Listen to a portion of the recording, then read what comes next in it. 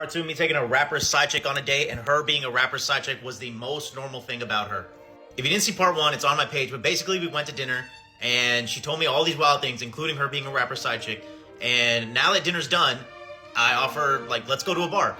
She says, no, let's go to a dispensary.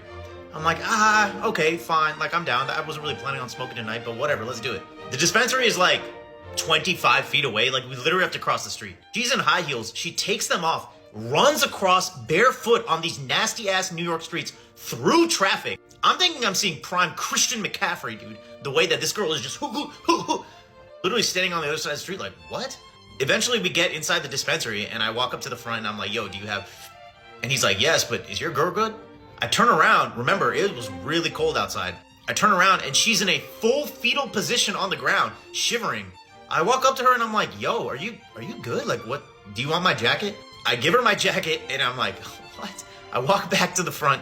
I go to the I get the from the dispensary. I walk back to her and I'm like, hey, I'm down to smoke this, but like, we can't smoke it outside.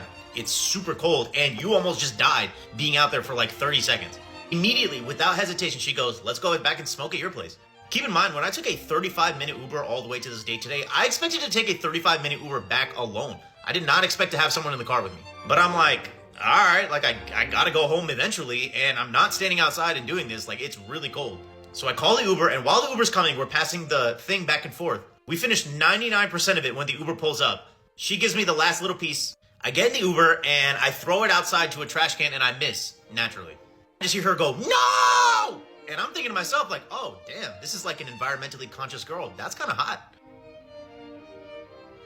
She hops out of the Uber, runs around to the other side, picks it up, and takes the fattest inhale of all time. Like I said, this thing was like 99.9% done, and it was on the nasty-ass streets of New York. I'm looking at the Uber driver, he's looking at me, and we're both like, damn, she needed that. But we get in the car, we're talking, it's gone about 15 minutes before she goes, oh my God. And I'm like, what? What's wrong? She's like, my purse! I left it back at the restaurant. The one my rapper friend bought me. I'm like, okay, we're still talking about the rapper friend. Okay, all right. Uber driver, I'm really sorry, but could you please turn back 15 minutes in this freezing cold weather and drop us back off at the restaurant?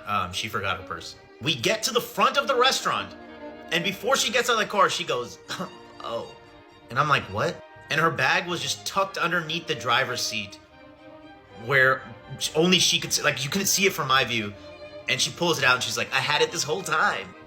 Uber driver, I'm really sorry, but we now need to go back 35 minutes to the initial location that we were going to in the first place.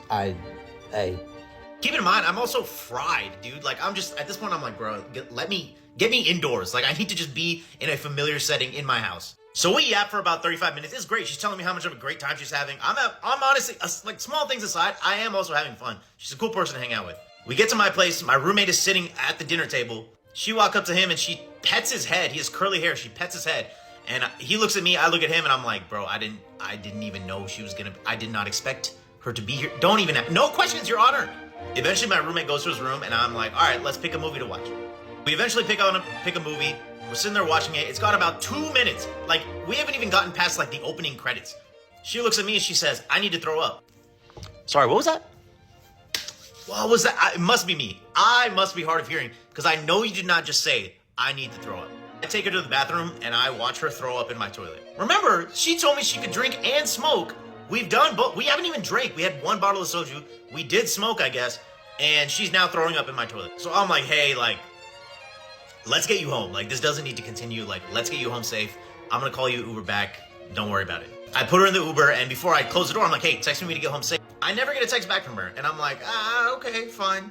2 days later, though, I get a text from her saying, hey, what are you up to? It's now like Tuesday or Wednesday at 11 a.m. And I'm like, what?